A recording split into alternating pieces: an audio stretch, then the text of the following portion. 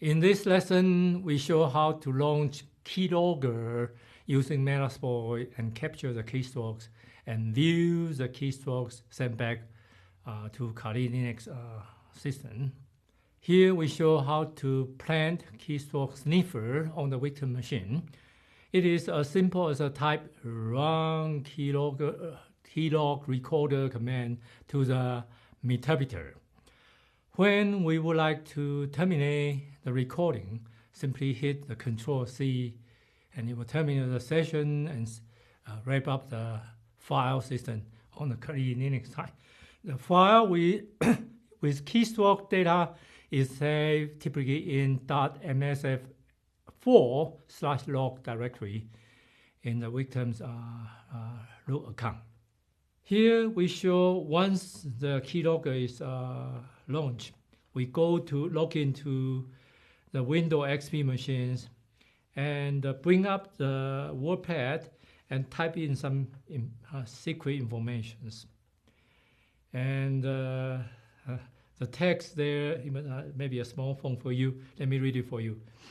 This is Edward Chow, just created account on the Bank of America for Julia Assange.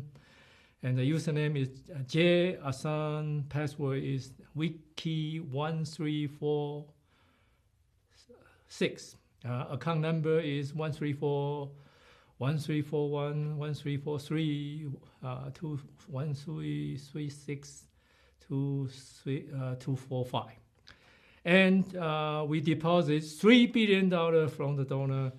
For donor list, see the list file in the innet www. Okay, and just a joke here.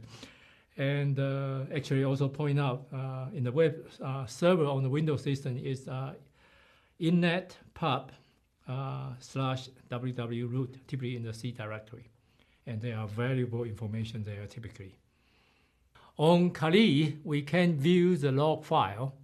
As we can see there, the typo keystrokes are also captured. For example, they use this angle bracket to indicate the key. Angle bracket back is a backspace kind of key. Angle bracket return is a return key. There are a whole bunch of them there because when you do typo, you hit those, they are actually captured. And therefore, it actually makes this keylogger file very difficult for you to read. Maybe you would like to go through a parser, regular expression to filter out all these backstore key,